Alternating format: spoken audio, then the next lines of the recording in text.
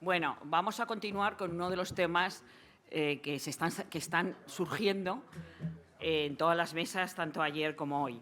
El título de esta mesa es Los retos medioambientales del despliegue de nuevas instalaciones renovables. Voy a ser, y se lo he dicho a los participantes, estricta. Vamos retrasados en el programa por no retrasarnos más. Voy a obviar la presentación. Solo indico que en las noticias de hoy sale, por ejemplo, en los resúmenes de prensa, que la Agencia Internacional de la Energía ha indicado, en la noticia de prensa de por qué no se aprueba la directiva de renovables en la red 3, en la cual hay una aceleración de la tramitación, que 14 gigas en Europa no se han instalado por la lentitud de los permisos. La tramitación administrativa, como se viene señalando, es uno de los elementos sobre que tanto la Unión Europea, como consecuencia de la crisis de la guerra de Ucrania, dijo acelerar despliegue de renovables, cuello de botella, tramitación de permisos. Por lo tanto, la tramitación, y lo estamos viendo en estos momentos, supone un elemento importante, un obstáculo, una barrera, como podríamos llamarlo. Y ahí surge algo que vamos a tratar de hoy, que se ha visto también, que es el cruce entre, Luis Pedallera lo decía, entre la normativa estrictamente de acceso y conexión y autorización administrativa de las instalaciones y la normativa medioambiental. Luis decía, los permisos y las declaraciones medioambientales supone lo demás se tarda. ¿Hace falta silencio positivo o no? Bueno, no voy a extenderme sobre este tema, sobre los procedimientos de carácter excepcional que están en esta Real Decreto 2022, con el Reglamento Europeo 2022-2577, y vamos a tratarlo con especialistas, a los que les ruego estrictamente que se ajusten al tiempo. Tenemos a los dos operadores del sistema eléctrico y gasista representados en esta mesa, y tenemos también a juristas de la Academia y del Ejercicio Profesional. Empezamos por Susana Galera. Susana Galera es profesora titular de Derecho Administrativo de la Universidad Rey Juan Carlos. Ha abordado los temas transnacionales en varios sectores, y uno de ellos la energía, y está trabajando en la transición energética. Ella nos va a hablar de la evaluación ambiental, precisamente, de las instalaciones renovables. Cuando quiera, Susana.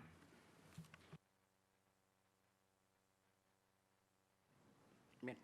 Muchas gracias, Marina. Muchas gracias a la asociación. Es un honor compartir este congreso, que es un congreso excelente. Felicito a los organizadores por el resultado, por la excelencia de las intervenciones. Espero estar a la altura, y por el excelente planteamiento de no dejarse ninguna pieza fuera de ese puzzle que es la transición energética. O sea, los participantes nos hemos sentado y no hemos tenido el momento de despistarnos un poquito y tal, porque me voy a perder esto. O sea, excelente congreso. Bueno, todas las piezas, incluida la ambiental, que es de agradecer. Y a la que me voy a referir en los 10 minutos que tengo, pues como mejormente pueda. Porque, bueno, tengo que resumir mucho, porque las actividades relacionadas con la energía en todas sus fases, desde la generación, el transporte, etcétera, etcétera, están típicamente afectadas por la normativa ambiental. Tenemos una norma ambiental y dice, serán de aplicación a las actividades del anexo 1. Y si no están en el anexo 1, pero no sé qué, en el anexo 2. Te coges el anexo 1, te coges el anexo 2, y aquí aparecen estas actividades. Pero me voy a referir a dos grupos de normativa que más se están moviendo al socaire de la transición energética. Entonces, en primer lugar, me quiero referir muy brevemente a la normativa de ordenación del territorio. Las nuevas actividades energéticas, las energías renovables, resulta que son muy consumtivas de suelo. Y es un problema, pues, que hasta ahora no se había planteado. ¿Cuál ha sido la respuesta inmediata? inmediata prácticamente de todas las comunidades autónomas. Pues modificar su legislación territorial de una forma o de otra para que la ubicación de proyectos en sus territorios no tuviera como obstáculo la ordenación territorial y, en particular, la clasificación de suelo rústico. Entonces, tenemos, por una parte, por la experiencia de Canarias y luego seguida por Andalucía, que considera como uso ordinario del suelo rústico, así como la agricultura, la ganadería, la instalación de renovables. Bien, esta ley, la primera, la ley canaria, tiene una sentencia del Tribunal Constitucional en relación con su compatibilidad con los usos que la ley estatal considera como ordinarios en suelo rústico, y tiene una de esas sentencias interpretativas de rechazo que dice, bueno, esto lo vamos a mantener siempre que se interprete, etcétera, etcétera, etcétera. De forma que queda el precepto de dudosa interpretación en el ordenamiento jurídico, pero luego nos acabamos olvidando de la interpretación al que queda subordinada. Entonces, repito, Canarias y Andalucía.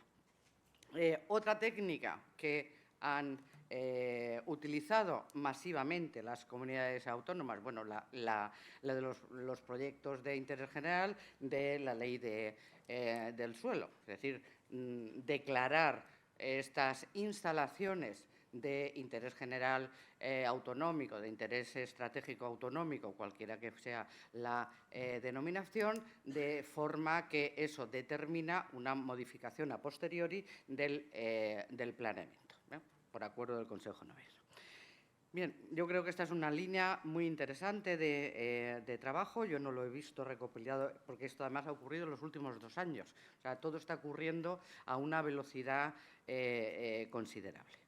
Bien, el otro grupo de determinaciones ambientales son las evaluaciones de impacto ambiental, el régimen de impacto ambiental, que después de un marco normativo que tiene ya casi 40 o 50 años, pues ha asentado un cuerpo de doctrina y de jurisprudencia sobre cómo se tiene que aplicar esta legislación en el caso de actividades relacionadas con la energía. Entonces, tenemos criterios muy asentados sobre las cuestiones más controvertidas, como el fraccionamiento de proyectos, los efectos sinérgicos, el alcance de alternativas, las vías condicionadas, la autonomía o no de las subestaciones a efectos de evaluación, las distancias mínimas a zonas, la peculiaridad, que es una sentencia muy interesante porque además recopila toda la jurisprudencia anterior en la materia, de enero del 2022 del Tribunal de Luxemburgo, sobre prohibición de aerogeneradores, con excepción de los destinados a autoconsumo en determinadas áreas. Bien, esas son las consideraciones jurídicas. Ahora bien, previo a las consideraciones jurídicas, yo creo que el jurista tiene que tener una idea clara de qué es esto de la evaluación ambiental y cómo se hace, ¿vale? Bien, porque es una actuación que subordina el otorgamiento de autorizaciones, que está rodeada de una enorme incertidumbre, que es la misma incertidumbre que tienen los procesos ecológicos y la biodiversidad. Entonces, el reglamento de ejecución del régimen de evaluación de impacto ambiental requiere que la valoración de los efectos y los impactos, etcétera, etcétera, debe de expresar los indicadores y los parámetros utilizados, por una parte, y, por otra parte, las metodologías y los procesos de cálculo. Esto es normativo. Pues bien, resulta que es que no hay indicadores, ni parámetros, ni metodologías, ni procesos de cálculo que estén requeridos de forma vinculante en una norma jurídica. Hay cierto consenso derivados de la experiencia de cómo se hacen estas actuaciones, pero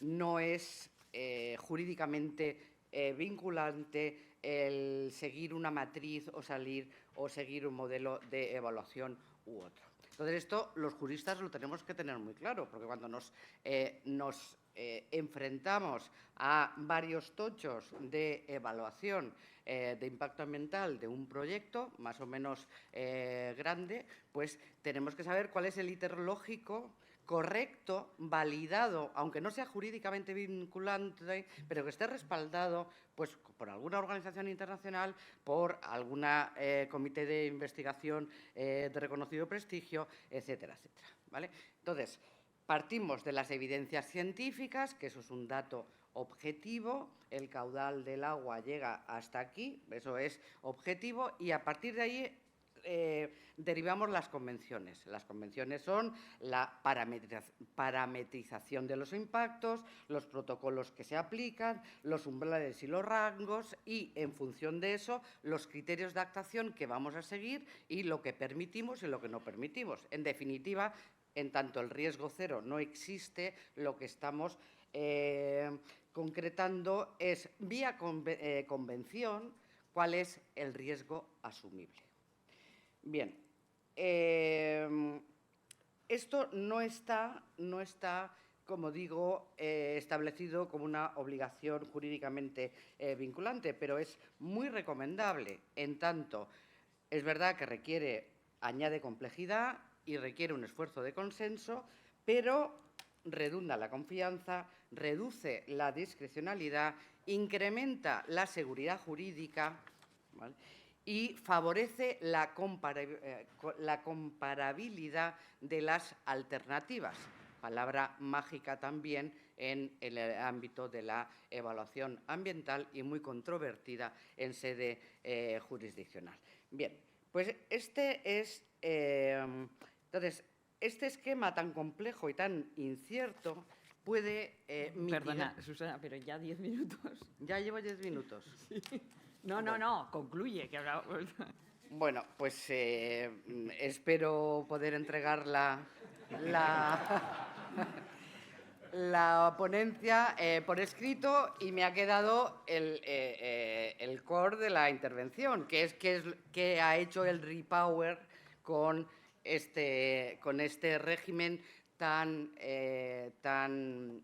complejo que además no se aplica o no tiene aplicación natural a la eólica marina, que ahí tenemos un cajón de mucha vulnerabilidad e incertidumbre jurídica, ¿vale? Bien, ¿qué ha hecho el Repower? Pues el Repower lo que ha hecho es, uno, ha hecho cosas distintas, aunque se ha instalado la idea de que ha declarado de interés público superior las instalaciones de renovable, por lo tanto, no requieren evaluación de impacto ambiental. No, en absoluto. ¿Vale? Lo que ha hecho es, por una parte, ha acelerado los procesos de autorización, los procedimientos de autorización de determinados proyectos, estableciendo plazos específicos pues, para tejados, para repotenciación, etcétera, etcétera. Dos, ha acudido a una técnica ya conocida, que es la zonificación, y remite a los Estados miembros para que, en base a esa zonificación, pueda aliviar el procedimiento de evaluación y, en tercer lugar, establece, y ya al margen de la evaluación de impacto ambiental, la presunción refutable de que la planificación, construcción, explotación de renovables, así como su conexión a la red misma y el almacenamiento, son de interés público superior a los efectos de la aplicación del núcleo esencial del derecho ambiental europeo. que es la Directiva Aves, la Directiva Hábitats y la Directiva Marco de Aguas. Son cosas distintas y aún así, como decía ayer la profesora escocesa, que estas medidas de emergencia, bueno, pues han asentado una mala praxis normativa. Bueno, no lo puedo explicar, pero a mi entender es de difícil aplicación. Es decir, que la excepción a esas directivas, bien, ya se supone que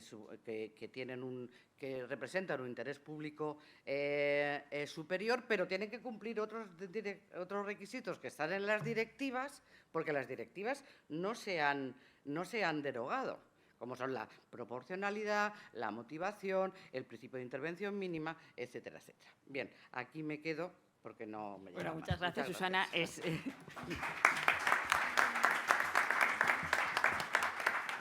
No, es interesantísimo el devenir que va a tener la aplicación de estas medidas excepcionales con la aplicación efectivamente del derecho ordinario, y esto nos va a dar lugar a diversas interpretaciones. Y otro tema que habría que tratar en una mesa específica de futuro o una jornada es todo la marina, todo el offshore, que tiene unas connotaciones interesantísimas. Pasamos al gas.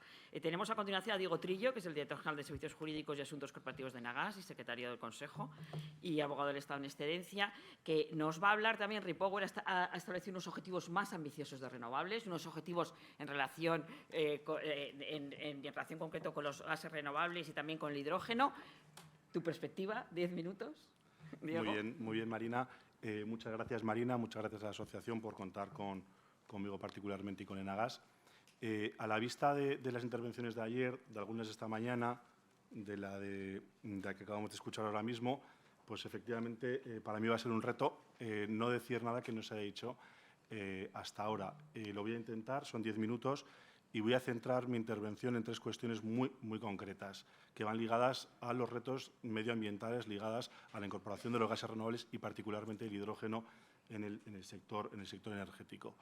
Hablaré de 3 cosas. 1, el reto de cumplimiento de los nuevos objetivos incorporados en el REPowerEU el año pasado, año 2022, en la comunicación de la Comisión Europea. En segundo lugar, la problemática o la situación actual de la tramitación de las autorizaciones medioambientales, que yo creo que ya se ha tratado en mesas anteriores. Y, en tercer lugar, hablaré también de un elemento muy particular ligado a la construcción de la nueva red troncal de hidroductos y a su impacto también medioambiental y dónde estamos en Enagas y qué perspectivas tenemos. Respecto al primer punto, cumplimiento de los objetivos determinados por el REPowerEU. Ya se ha comentado, efectivamente, el REPowerEU para el sector gasista podemos calificarlo prácticamente como refundacional. Hace 1 año y medio el sector gasista está en una situación, la guerra de Ucrania, etcétera, etcétera, no me explayo, coloca al sector en una situación absolutamente distinta: descarbonización, garantía del suministro. En concreto, los objetivos de descarbonización ligados a estos gases se modifican y son extraordinariamente más retantes. Para alcanzar la reducción del 55% de gases de efecto invernadero en 2030, se determina la producción de biometano de 36 BCM y, respecto al hidrógeno verde, determina 20 millones de toneladas de producción, de los cuales 10 será para consumo doméstico y 10 millones serán para exportación, lo cual nos lleva razonablemente a pensar que ese hidrógeno verde que se vaya a producir en España en el año 2030 necesariamente habrá que transportarlo de alguna manera a Europa por alguna red de transporte en todo caso. Lo que dice el REPowerEU en sí mismo es un reto para los propios operadores, para el mercado y particularmente para los reguladores. ¿Dónde estamos? Yo creo que ya hemos mencionado alguna cuestión y se ha mencionado también en la mesa inmediatamente anterior. El REPowerEU sí que ha dado y ha determinado que los reguladores ya se han movido, y muy particularmente para lo que se refiere a la incorporación de los gases renovables en la red gasista o la eventual construcción de lo que son las redes o los hidroductos de canalización aisladas, es decir, de punto a punto, centro de producción de hidrógeno verde y de consumo sin necesidad de que pase por la red actual de gasoductos. Estas 2 consideraciones están contempladas en la propia regulación. Hay modificaciones recientes del año pasado en el Real Decreto Ley 6-2022, 14 y 18-2022, que ya se ha mencionado con anterioridad, que determina la declaración de utilidad pública y, en su caso, procedimientos específicos para que estos gases renovables, ya sea biometano o, en su caso, el hidrógeno, pueda ya hoy incorporarse en la red de gasoducto mezclado con el gas natural que, en términos generales, se consume en España, sujeto naturalmente a la calidad y a unos parámetros que están definidos técnicamente. También hemos progresado, también se ha mencionado, en la certificación de garantías de origen. Es verdad que tiene que desarrollarse, pero ya se ha definido el rol transitorio que juega Enagas GTS para la definición y el desarrollo del mercado mediante las garantías de origen. Dicho esto, en la actualidad y respecto al REPowerEU de hace un año, hemos avanzado y hemos evolucionado para tener el marco necesario para cumplir los objetivos del REPowerEU. Pero no es menos cierto que nos queda mucho por hacer. Se mencionará, yo creo, en la próxima ponencia. Tenemos en ciernes desarrollos normativos que particularmente, y los más importantes, muy probablemente vengan de la propia normativa comunitaria. La Directiva de Gas y de Hidrógeno que se está tramitando en Bruselas razonablemente podrá ser aprobada a final de año, a principio del año que viene, y eso dará lugar a la transposición correspondiente a derecho español.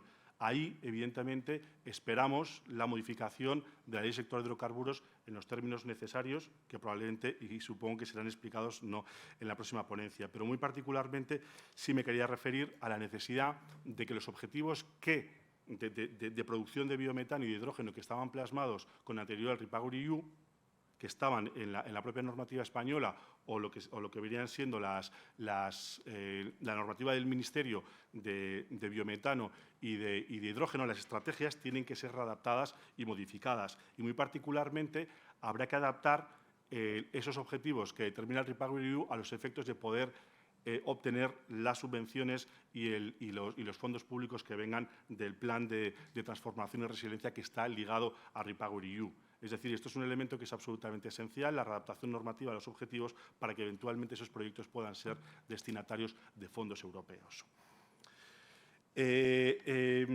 A continuación, también es importante para la promoción de estos proyectos no solo la obtención de los fondos que ya vienen determinados en el REPowerEU, sino también los venideros en el futuro. Y para eso ya está en marcha, a nivel de la Unión Europea, también la determinación de los procedimientos para incorporar determinados proyectos como proyectos de interés, proyectos comunitarios de interés común.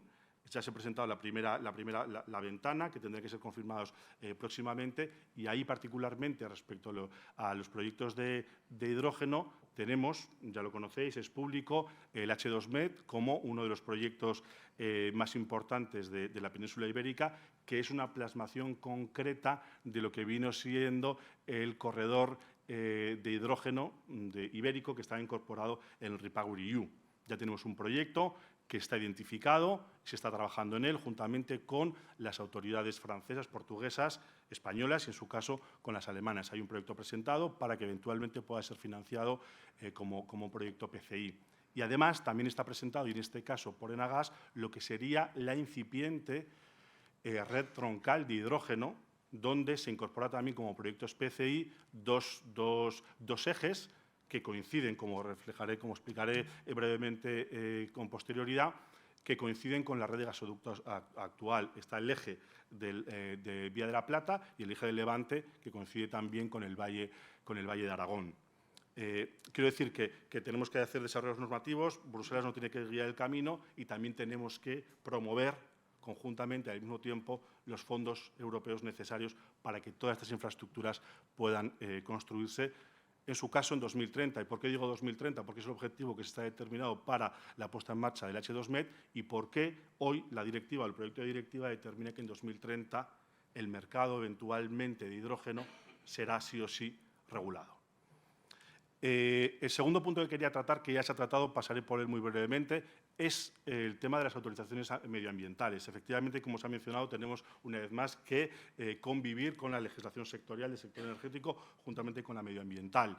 ¿Qué puedo compartir brevemente con todos vosotros? Pues la realidad de lo que está pasando en los proyectos de hidrógeno y en los proyectos de biometano. Nosotros desde Enagas tenemos una filial, Enagas Renovable, que se dedica a la promoción de proyectos de hidrógeno y de gas renovable. Los proyectos de biometano fundamentalmente están gestionados en local y básicamente lo que sucede desde el punto de vista medioambiental es que tenemos la legislación estatal, tenemos la declaración de impacto ambiental cuya competencia según el trazado será del Estado de la comunidad autónoma y luego también tenemos la autorización ambiental integrada que efectivamente en la práctica, además de ir a los diferentes anexos para poder discernir qué es aplicable, qué no es aplicable respecto a un proyecto de hidrógeno, de gas renovable o de biometano, en cada momento tenemos de facto que discutir con cada una de las comunidades autónomas qué aplica, qué no aplica, cuánto tarda, si la resolución es expresa, no lo es, en fin. Y esto realmente es uno de los problemas que nos estamos encontrando. ¿Qué pedimos nosotros? Bueno, pues yo creo que es la Carta de los Reyes Magos, simplificación y, por supuesto, certidumbre en lo que son los plazos. Porque, efectivamente, cuando tenemos proyectos que se están promoviendo, y hay muchos, sobre todo hoy de biometano, pues la realidad es que los gestores de los proyectos se encuentran con un problema y el problema es el timing y el saber cómo, cuándo y a quién dirigirse, ¿no? Y esto es una realidad. Entonces, bueno, realmente aquí lo que podría compartir, porque creo que los elementos más jurídicos o normativos yo creo que ya se han reflejado debidamente, es simplemente que efectivamente esto es una cuestión que hay que tratar para permitir que todos estos proyectos puedan avanzar en tiempo y forma. El último punto que quería comentar es muy específico de las redes de hidrógeno y tal vez sea yo el único que vaya a hablar de esto. Por eso lo he dejado para el final. Vamos a ver, cuando hablamos de un minuto y medio. medio. Un minuto. El reto medioambiental. Nosotros lo que estamos determinando es que para la futura red de hidrógeno es absolutamente sinérgico la red actual de gasoductos. Nosotros lo que estamos proponiendo, además de H2Med, es eventualmente la red troncal, que es en trazado a un 80% similar a la red de gasoducto. Si nosotros, como transportista único, eventualmente pudiéramos optar a ser el HNO, el Hydrogen Network Operator, según determine la directiva comunitaria, realmente nos estaríamos encontrando con una compañía que tiene ya los gasoductos, será la futura titular de los hidroductos futuros. Si el trazado es coincidente y si muchos de los gasoductos, cuando la tecnología lo permita, los podemos transformar, pues evidentemente el coste será significativamente inferior y el impacto medioambiental también. No habría que construir nuevas infraestructuras, habría que readaptarlas o, en el peor de los casos, utilizar la misma traza y construir un hidroducto paralelo al gasoducto actual. Muy bien. Perfecto. Y nos has dibujado ese mundo nuevo, ¿no?, de la red de hidrógeno y de hidroductos. Bueno, vamos ahora con Pablo García Manzano, que es abogado socio de toda Annelo, que es muy conocedor de los procesos de tramitación de nueva potencia renovable. Él es letrado del Consejo de Estado desde el año 2002 y ha sido subsecretario del Ministerio de Energía. También participa dando clases en varios másteres de energía. Pablo, 10 minutos también, cuando quieras.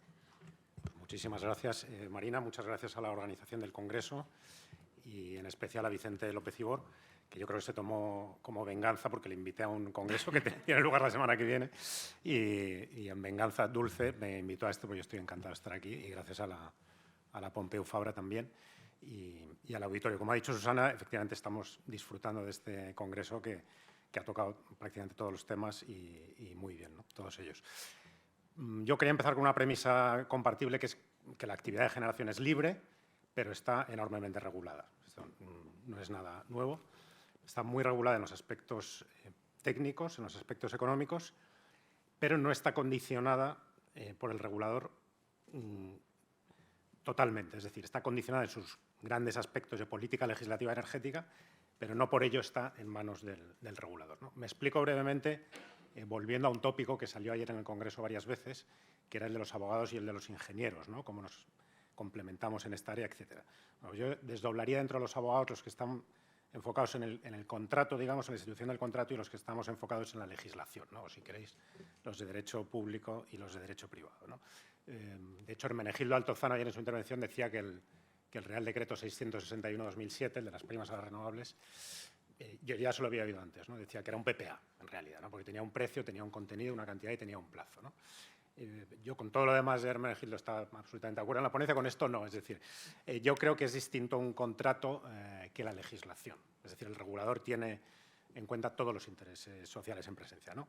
Es verdad que la onerosidad sobrevenida de esos contratos se ha remediado de una manera, que es evidentemente a lo que se refiere Hermenegildo, pues similar a lo que hubiera sucedido si el Estado hubiese firmado PPAs, ¿no?, con estos contratistas. Dicho lo cual, insisto, la contratación va por un lado, la legislación tiene en cuenta todos los intereses en presencia, entre otras cosas porque no puede hacerlo de otro modo, ¿no? Bueno, para bajar un poco al suelo, digamos que os contaré una anécdota de hace relativamente poco, ¿no? El 17 de febrero, en el IES en Madrid, tuvo lugar un congreso de energía, yo diría, de perfiles distintos a estos, porque los ponentes eran Felipe González y José María Aznar. Es decir, no era evidentemente el mismo tipo de ponencias, ¿no? Estuvieron brillantes los dos y Felipe González insistió varias veces en que a él le preocupa que la Unión Europea, que nadie le acaba de decir si la Unión Europea podría o no fijar el mix energético de todos los estados. Cosa que a mí me pareció sorprendente. En un primer momento me causó asombro y me puse a pensar, no, es que evidentemente no puede hacerlo, pero no puede hacerlo en fin, y gracias a Dios no puede hacerlo, al igual que no podría fijar la Unión Europea ni tampoco el Estado cómo están integrados todos los mercados, por ejemplo, el mercado bursátil. Es decir, claro que hay una intervención del legislador que condiciona a quienes pueden participar en el mercado bursátil, lo condiciona muchísimo y, por supuesto, y con más razón por el recurso de que estamos tratando, lo mismo pasa en energía, ¿no? Pero no lo condiciona hasta el final, ¿no? Bueno, esto simplemente como premisa, ¿no? Y para decir que el título de la ponencia que se me ha asignado efectivamente es un reflejo de esto, ¿no? Porque se habla de procedimiento en singular de instalaciones renovables. A mí me da también un cierto temor, ya lo digo, hablar de procedimiento delante de algunos expertos administrativistas que hay en esta sala y muy expertos en concreto en procedimientos administrativos, ¿no? La conclusión que adelanto, porque Marina me cortará a los 10 minutos, es que el conjunto de autorizaciones necesario para instalar, para desarrollar instalaciones de producción de energía eléctrica de origen renovable es superior a las autorizaciones de instalación, ¿no? Me explico. Es decir, el conjunto de autorizaciones que se requiere supera las autorizaciones de instalación que cualquiera iría a buscar normalmente en la normativa aplicable. Entonces, bueno, partiendo de que hay una premisa, por supuesto es libre, pero hay una necesidad de autorización para la generación de energía eléctrica con renovables, ¿de acuerdo? Que es a lo que me voy a referir, ¿no? Bueno, la nota característica, digamos, que es la dispersión, en primer lugar, y como también apunte, a mí me parece un detalle de grandísima altura de este congreso que hasta el momento no haya salido la palabra permitting. Voy a ser yo el primero en decirla y no sé si es el último, pero ya empezamos con la dispersión en la nomenclatura, el permitting, la permisología, cosa que bien pensado, dices, es la ciencia de los permisos, bueno, pues estaría más enfocado. Y luego los amantes de las siglas hablan de PLA, ¿no? O PLA, bueno, lo ponemos en inglés cuando es permisos, licencias y autorizaciones, que son tres conceptos perfectamente sinónimos, ¿no? Bueno, empezamos, ya hablando en serio, hay una enorme dispersión de bloques normativos, ¿no? Y además alguna de las intervenciones anteriores me ha hecho pensar, yo tenía aquí algunos bloques normativos que inciden sobre esto apuntados, hay otros más. Es decir, yo dejo de lado los gases renovables, que ahora hemos tocado, dejo de lado las nucleares, porque las deja de lado la ley del sector eléctrico, y me centro solo en instalación de energías renovables. Bien, pues los bloques normativos serían el plano estatal, la ley del sector eléctrico, el artículo 53, que es bien conocido, pero, por lo que trataré de desarrollar en estos minutos, también el artículo 33, es decir, acceso y conexión. Antes de la intervención de Luis Pérez de Ayala, yo pensaba que yo no puedo hacer la mía sin referirme constantemente a acceso y conexión que ha hecho Luis anteriormente, ¿no? Y luego en el desarrollo, en el Real Decreto 1955-2000, los artículos 111 y siguientes. Ahí estarían las autorizaciones de instalación, ¿no? Bueno, luego de ese reglamento se separa en 2020, en 1183-2020, acceso y conexión. Y dices, bueno, pues se ha separado porque efectivamente es singular y además se separa después de que ese mismo año se publica en julio el Real Decreto Ley 23-2020, ¿no? Y en diciembre el 1183, que coincido con Luis Pérez de Ayala, es una norma técnicamente buena respecto a acceso y conexión, ¿no? Bueno, este sería el primer bloque. El segundo es, que todos conocemos, y yo creo que ha salido, pero por situarlo, las comunidades autónomas en todas aquellas instalaciones inferiores a 50 megavatios o que no excedan del ámbito de la comunidad autónoma, también tienen facultades sobre los procedimientos de autorización y, naturalmente, las han ejercido, ¿no? Todas las comunidades autónomas. Luego, ahí habría una primera distribución ya competencial horizontal por razones territoriales, ¿no? Y luego, sectorialmente, hay que tener en cuenta el urbanismo y el medio ambiente, y ahí me remito, ¿no? Pero vamos, brevemente, la declaración de impacto ambiental la exige la Ley 21/2013 para las plantas solares fotovoltaicas de más de 100 hectáreas y para los parques eólicos de más de 30 megas o 50 aerogeneradores o a menos de 2 kilómetros de aquellos que ya estén en explotación, ¿no? Es decir, esto para ver que efectivamente ya de entrada tendríamos 3 bloques normativos, ¿no? Pero el primero que he pasado muy rápido y necesariamente tengo que ir rápido es acceso y conexión, ¿no? Iba a decir, algunos se preguntarán, ¿no? Porque conocéis todos, ¿no? Conocemos todos cómo funciona en la práctica el mapa de instalación al que también se refería Luis, ¿no? Es decir, este mapa empieza por acceso y conexión, no empieza por los procedimientos de autorización administrativa previa, construcción y explotación. Y hay un derecho de acceso y un derecho de conexión según la ley, un permiso de acceso y un permiso de conexión, ¿no?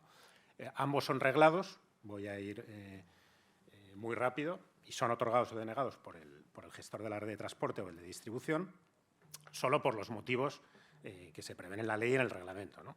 Ser motivado y en criterios técnicos de seguridad, regularidad y calidad del suministro, ¿no? Ambos, tanto el de acceso como el de conexión, ¿no? Los dos son reglados.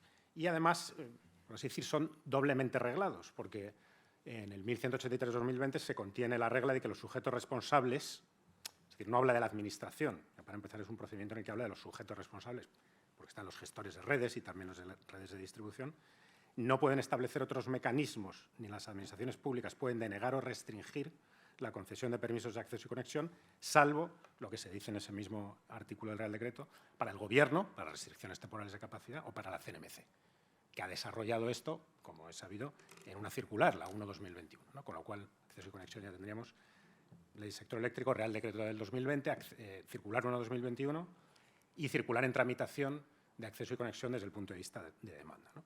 Bien, entonces, la tramitación, digamos, si la hiciéramos lineal, además es una tramitación singular porque empieza, bueno, esto pasa con muchas autorizaciones administrativas, antes de la solicitud administrativa misma, ¿no? De acceso, con la presentación del resguardo acreditativo de haber aportado las garantías, ¿no? Pues, normalmente llamadas avales de 40 euros por kilovatio instalado, ¿no? Y por eso ya hay una primera regla especial para la denegación, es decir, que se puede denegar, o sea, mejor dicho, que la denegación de una solicitud de acceso y conexión por causas no imputables al solicitante, pues conlleva la devolución de estas garantías, ¿no? La juridificación de esto, como he dicho de la ponencia anterior, efectivamente se da en la resolución de conflictos y discrepancias ante la CNMC o ante las comunidades autónomas previo informe de la CNMC vinculante en algún punto. Y ya por último en acceso y conexión, porque ha sido objeto de otra mesa, pero ya hay una regla que aquí sí se mantiene en vigor, o dos que se mantienen en vigor del Real Decreto 1955-2000, que es la que se refiere a la consideración de que una instalación de generación es o no la misma a efectos de los permisos de acceso y conexión concedidos o solicitados, ¿no? Está concretamente en las famosas disposición adicional 14 y anexo segundo de ese Real Decreto del 2000, ¿no? Luego tenemos, en general, ya una serie de conjunto autorizatorio previo a las autorizaciones de instalación que marca todo el desarrollo del procedimiento, ¿no? ¿Hay alguna mención, digamos, a la temporalidad de estos? Pablo, 10 minutos ya has pasado. Qué barbaridad. Bueno, pues entonces me voy a tomar, son 25, a ver si en 3-4 minutos cierro porque, no hay ninguna mención, ¿vale? En el Real Decreto hay menciones a la caducidad, pero no están. Entonces, hasta aquí estaría el proceso. Y luego ya, perdón, y voy muy rápido sobre lo que es el contenido de la ponencia propiamente, aunque todo el mundo lo conoce, que sería autorización administrativa previa del 53 de la Ley del Sector Eléctrico sobre el anteproyecto, autorización administrativa de construcción sobre el proyecto de ejecución, que es aprobación del proyecto, y la puesta en marcha, ¿no? La autorización de explotación y el acta de puesta en servicio. Bueno, hasta aquí, más o menos en los 10 minutos, el procedimiento sería pues, una sucesión de trámites con efecto de obtener la instalación de generación de energía renovable. Pero llega el Real Decreto el Real Decreto Ley 23/2020 y ha hecho un procedimiento, bueno, yo creo que es algo único en el derecho español, un procedimiento checklist, ¿vale? Que efectivamente tiene la bondad de haber acelerado algunos de los plazos, pero que mezcla procedimientos de distinta naturaleza, algunos de los cuales tienen insertados trámites, como por ejemplo el de la DIA, con total abstracción, ¿no? De qué procedimiento es, de quién es el órgano competente para hacerlo, si el Estado o las comunidades autónomas, y de cuál es, digamos, el contenido de cada una de estas resoluciones, ¿no? Entonces, la consecuencia es que se produce la caducidad de los permisos de acceso y conexión, en el fondo que no se pueden desarrollar los procedimientos de instalación de generación de renovables, por esto que Red Eléctrica, y con esto ya sí que voy terminando, ha llamado que es la configuración legal del derecho de acceso. Es decir, cuando se va a un conflicto de acceso y se ha producido una caducidad de estos hitos, concebidos por un procedimiento checklist que ha hecho el Real Decreto Ley, digamos, de una manera absolutamente de ordenación general del sector, vuelvo al principio, al minuto 1 de la intervención, pues 149.122, es decir, instalaciones que excedan del ámbito de una comunidad autónoma, pero mucho más allá de eso, como ordenación muy general de un procedimiento ha puesto una serie de plazos, está afectando a la configuración legal del derecho de acceso, ¿no? Y efectivamente el gestor de la red de transporte, cuando deniega permisos de acceso o conexión por estos motivos, ha dicho así, ¿no? Que la configuración legal incluye el elemento esencial, como elemento esencial, la necesidad de cumplir con los hitos administrativos en tiempo y forma, ¿no? Como digo, una singularidad de procedimiento. Quería haber dejado para las preguntas, pero no las va a haber, cómo esto casa con alguna legislación autonómica, especialmente la catalana, ¿no? El Decreto Ley 2021, que modificó el de 2019 de instalaciones renovables, que efectivamente se refiere a la caducidad, digamos, de forma más técnica, pero teniendo en cuenta el Real Decreto Ley 23/2020 de una manera pues, insólita, ¿no? Es decir, el propio preámbulo se refiere a esta norma porque tiene que tenerla en cuenta necesariamente, ¿no? Porque, ya digo, el legislador estatal ha impactado en toda la tramitación de autorización y a la circular, que era la otra pregunta, de acceso y conexión desde el punto de vista de la demanda, ¿no? Que es muy tremendamente interesante porque efectivamente introduce la flexibilidad, como ya se dijo ayer, y esto va a impactar también mucho en los procedimientos de autorización, ¿no? Muchas gracias, Mariana. Gracias a ti. Bueno, muchas gracias también por la brevedad, como a los anteriores, por las interesantes reflexiones jurídicas sobre estos procedimientos. Y has hablado de Red Eléctrica y el operador del gestor técnico del sistema de transporte. Y viene a continuación Laura de Rivera, se excusa porque no ha podido venir, pero lo sustituye y tenemos una estupenda sustitución, Rodrigo San Millán, que no va a poder entrar, yo creo, en eso de la configuración legal, porque es ingeniero agrónomo y es responsable de la configuración legal de derecho, que es un tema interesante. Laura, a lo mejor si hubiera estado, te hubiera podido contestar, pero lleva más de 20 años, es coordinador del Departamento Ambiental de Red Eléctrica. Realmente para el transporte, para las líneas de alta tensión, las consideraciones ambientales y la regulación ambiental es de una enorme importancia. Y yo creo que Rodrigo San Millán nos va a trasladar su experiencia. Rodrigo, cuando quieras. Muchas gracias. Muchas gracias sobre todo a Aiden por haber contado con Redella en este acto, y la cuestión está en concreto, pues sí, se la transmitiré a Laura porque yo no me veo capacitado de poderla contestar. Como ha comentado Marina, yo estoy en el área ambiental de Red Eléctrica y un poco mi intención hoy, dentro de estos retos, ¿no?, en el despliegue de las renovables, era intentar transmitir lo que Red Eléctrica como TSO, yo estoy más en la parte del transportista, en todo lo que es el desarrollo de las nuevas infraestructuras, vemos en el territorio un poco de reacción hacia este despliegue de renovables y despliegue de las redes del transporte, porque al final vamos de la mano, ¿no? Nosotros lo que observamos fundamentalmente es que hay dos grandes retos a resolver todavía. Uno es la ubicación de las plantas de generación. Es lógico que cada promotor buscará una zona con alto recurso, ya sea eólico, alto recurso solar, baja restricción ambiental, y que esté próximo a la red de transporte, si son más de 50 megavatios, o a la red de distribución, si son menos. Pero el caso es que en esto, entre todos, pues estamos fallando, ¿no? Sobre todo por ciertas conexiones que hay, que siguen siendo pues muy largas, y eso en el territorio hay mucha controversia. La planificación 21-26 hace un primer intento de acercar la red de transporte a la generación. Ya se han planificado muchas instalaciones cuya finalidad es la absorción de energía renovable, que lo que buscan es ir hacia la zona donde está el recurso para intentar limitar esas redes de evacuación, pero yo creo que todavía no es suficiente. Lo que marca el PNIEC para cumplir con la potencia instalada de renovables que nos pide es que ocupemos, hablo de memoria, pero creo que es un 0,4 de la superficie del territorio nacional, es la que hay que dedicar a estas nuevas fuentes de generación renovable. Entonces yo creo que realmente buscar ese territorio de algún modo tiene que ser una labor de país, una labor de Estado, y debemos encontrarlo, ¿no? Entonces, aquí, pues bueno, estoy en un foro que me impone, pero de algún modo, a nivel regulatorio, a nivel legislativo, habría que ver cómo, aunque sea un negocio regulado y los promotores se puedan localizar donde consideren, a ver qué incentivos se les puede dar, cómo se puede coordinar que vayan a esas zonas de esta triple condición y fomentar esa racionalización, digamos, de los puntos de generación. Y el otro gran reto que observamos en el territorio es una labor que quizá depende de todos nosotros, un poco de didáctica hacia la población, ¿no?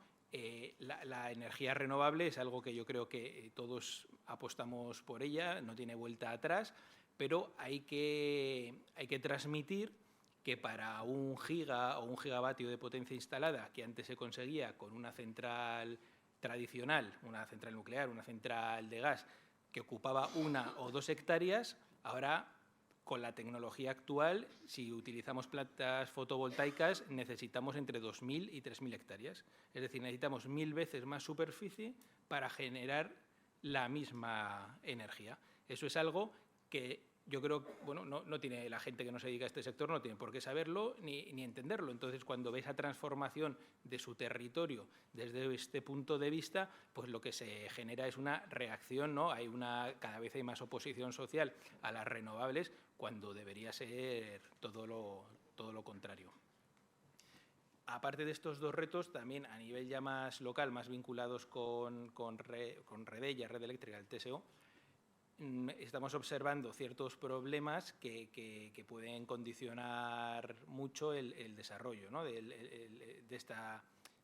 cumplimiento de la transición energética, en definitiva. Por un lado, es la alta carga de expedientes que hay actualmente en tramitación. Tanto en la Administración General del Estado como en las comunidades autónomas se estima que puede haber 10 veces más expedientes, o sea, 10 veces más potencia instalada de la que marca el PNIEC en tramitación.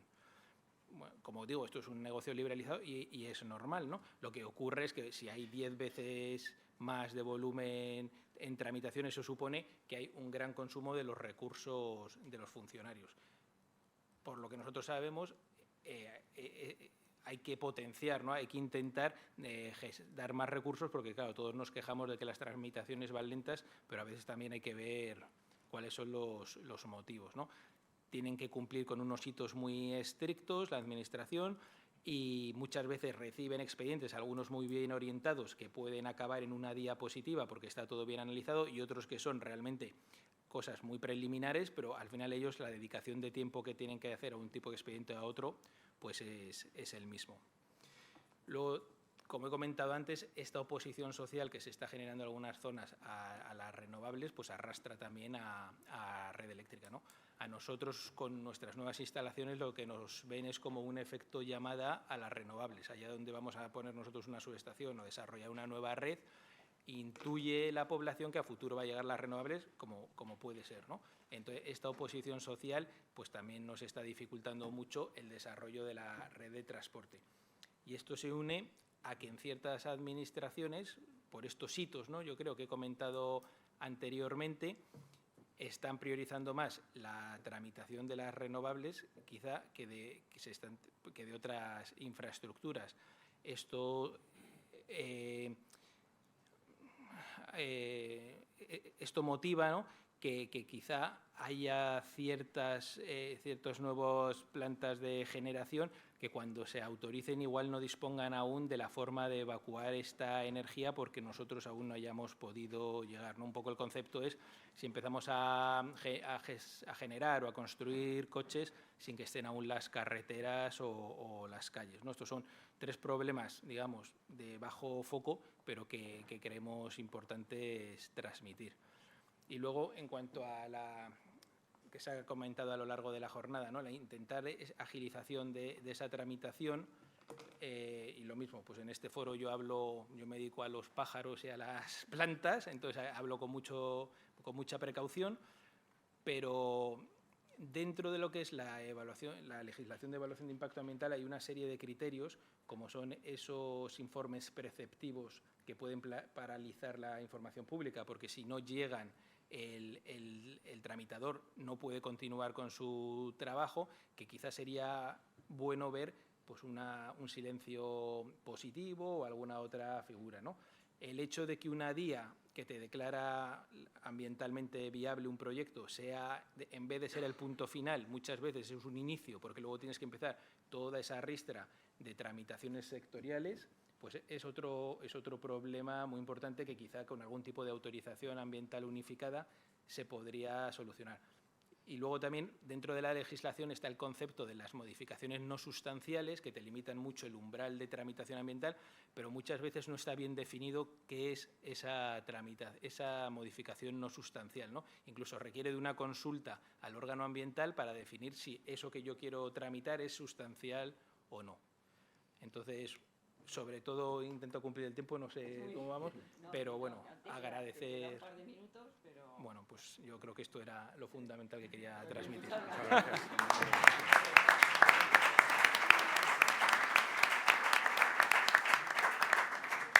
Muchas gracias, Rodrigo, porque además nos has puesto también de manifiesto algo que muchas veces no lo vemos de la perspectiva de Red Eléctrica, la problemática que tiene también Red Eléctrica para tramitar y esa aproximación a donde se produce la generación. Y luego también esto de la ocupación del territorio, que no sé si éramos conscientes de eso, de las 1000 hectáreas que se necesitan, que en realidad ahí sí que conecta la norma con el urbanismo y la ordenación del territorio, porque 1000 hectáreas son muchas hectáreas, y con la concienciación social de todos los ciudadanos en este avance y la importancia que tiene no contar con esa oposición y en este avance hacia la transición energética.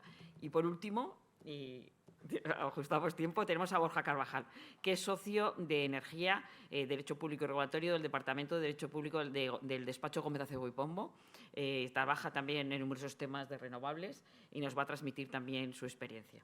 Antes ha trabajado también en Garrigues y en KPMG. Muchas gracias, aunque Marina. es joven. Muchas gracias, Marina. Muchas gracias, Vicente. Y muchas gracias a la asociación por tener la oportunidad de estar con vosotros hoy, sobre todo en una mesa con unos profesionales de tanto nivel, que la verdad es que ha sido un gusto escucharles, y particularmente al ingeniero hablando de Derecho, que ha sido el único que ha conseguido cumplir el tiempo por el momento. espero imitar su senda, ¿no? Entonces, bueno, hablando del ciclo de vida de las instalaciones de renovables, todos sabemos que hay 3 grandes fases, ¿no? 3 grandes bloques del ciclo de vida, ¿no? Una fase de desarrollo en la que se identifica el proyecto, y también se hace el permitting, como decía Pablo, una fase de construcción en la que se hace el diseño, la ejecución y la puesta en marcha de la instalación, y una fase de operación que incluye pues, la generación y explotación de la planta y la restitución del emplazamiento, ¿no? Ya al final de la vida útil pues, tenemos que restituir el emplazamiento e intentar reciclar los materiales, ¿no? Para evitar que pisar a nadie y que me pisen, porque la verdad es que el contenido del programa es muy extenso, ¿no? He decidido que no voy a hablar de nada que esté en vigor. Espero que guste. Y por otro lado, para evitar amonestaciones, me voy a centrar en solo 2 aspectos fundamentales, ¿no? Porque lo cierto es que en gran parte de los temas que hemos tratado a lo largo de las jornadas, pues ya se ha hablado de los permisos, procedimientos y demás, y otros temas pues, de construcción y demás pues, son bastante estándares, ¿no? Tampoco tienen una mayor interés desde una perspectiva medioambiental, ¿no? Entonces, me voy a centrar fundamentalmente en la parte del acopio de los materiales, del suministro de las instalaciones que es necesario para abordar un proyecto de renovables, y a la fase final de restitución del emplazamiento, ¿vale? Entrando en la parte de acopio de materiales, lo cierto es que un porcentaje muy elevado de los materiales que se utilizan en la construcción de las plantas renovables en nuestro país, en la Unión Europea, proceden de fuera. Entonces, lo cierto es que estamos utilizando unos materiales que vienen de fuera para establecer unos criterios y unos estándares medioambientales en nuestro territorio, pero lo cierto es que el 80 al 90% de los impactos que se producen fuera, ¿no? Entonces, consciente de esta situación, la Unión Europea ya ha afrontado, y de hecho en países como Francia y en Alemania ya hay una normativa que establece o que afronta esta realidad, de alguna forma establecer unas previsiones de vigencia de vida, ¿no? en materia de sostenibilidad, y no solo en materia de medio ambiente, sino también de derechos humanos, ¿no? Con lo cual, aquí entramos ya hay muchas empresas como las que estamos aquí, que somos conscientes de estas obligaciones y estas responsabilidades que tenemos en materia de derechos humanos, pero lo cierto es que esto va a cambiar un poco el paradigma, ¿no? cuando entre en vigor, ¿no? Entonces, tenemos desde el año 2022, desde febrero, una propuesta de directiva sobre vigencia de vida en materia de sostenibilidad, que se dicta en coherencia con otras iniciativas similares que ya conocemos, que ya están con nosotros, ¿no? Como la Directiva sobre Divulgación de Información Financiera, el Reglamento sobre Divulgación de Información en materia de finanzas sostenibles y el Reglamento de Taxonomía, ¿no? Y lo que propone esta directiva, que está ahora en tramitación, es una serie de implicaciones y obligaciones para las empresas que entren dentro de su ámbito de aplicación subjetivo, que son no es nada muy elevado, son 500 empleados o 150 millones de euros de volumen de facturación, o incluso umbrales inferiores en caso de que se dediquen a determinados sectores con una incidencia importante en el medio ambiente, ¿no? Bueno, en derechos humanos, a establecer una integración de las políticas, de la diligencia de vida en sus políticas, una detección, unos procedimientos de detección de impactos adversos en toda su actividad, unas labores de prevención y mitigación e incluso de eliminación de sus efectos, canales de denuncia, supervisión de la eficacia de su política y medidas mitigadoras, e incluso medidas de comunicación que probablemente para determinadas empresas vaya a ser lo que más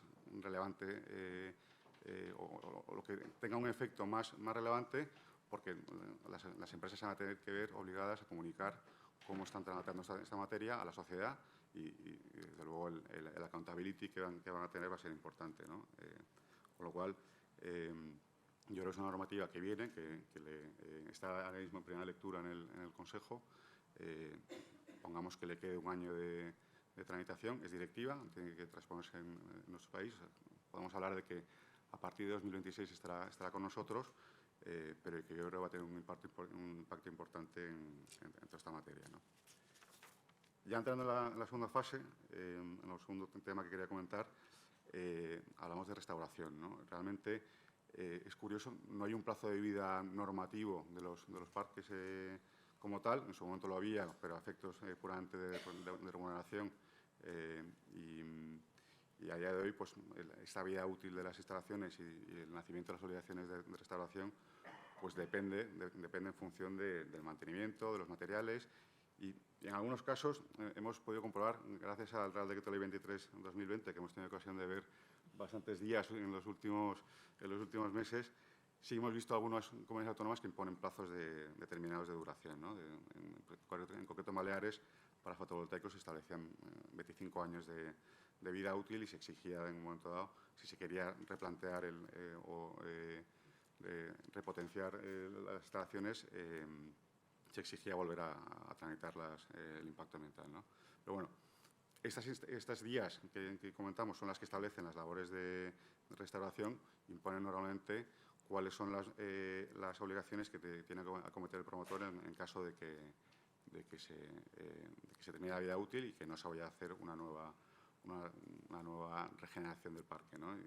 Estableciendo limitaciones sobre el equipamiento utilizado para las labores de desmantelamiento, los reciclajes de los materiales, que está bastante conseguido a día de hoy, tanto en fotovoltaico como en eólico, quizá con la excepción de las palas, que es un tema más complicado, pero en general el nivel de reciclaje de los materiales es elevado, incluso limitaciones a las épocas del año en las que se pueden hacer estas labores de desmantelamiento, pues para no afectar a la avifauna, etc., ¿no? Y simplemente aquí apuntar que el alcance de esta restauración parece que se va a ver afectado por la propuesta de reglamento sobre restauración de la naturaleza, que está también en tramitación a nivel europeo, pero con la singularidad de que en este caso concreto sí que se establecen específicamente unas zonas propicias para las renovables en las que es de esperar que se establezcan determinadas medidas mitigadas para que este nuevo reglamento pues no impacte en el desarrollo de nuevos proyectos. Bueno, muy bien. Gracias. También te has ajustado. Bueno, muy bien, Borja. He cumplido, Has ¿no? cumplido perfecto. Y luego, además, has cumplido muy bien porque nos has traído dos temas que nos habían tratado en estas jornadas. Uno, en la directiva esta de la diligencia de vida y todo el tema de la información no financiera del ESG, que realmente es uno de los elementos que va a conseguir avanzar en la transición ecológica, cómo se financia, un tema muy importante que no ha surgido, yo creo. Y el segundo tema, el de la restauración, que efectivamente las plantas tienen una vida y habrá luego que devolver el territorio, y más en esas extensiones. Dos temas nuevos. Bueno, muchísimas gracias a todos los integrantes de esta mesa. Perdonad y excusadme porque os haya cortado. Yo he sido corta, pero yo creo que hemos cumplido bien con eficacia. Además, todo habéis tenido unos temas muy interesantes y unas importantes reflexiones y aportaciones que yo creo que son muy bien recibidas. Muchísimas gracias a todos.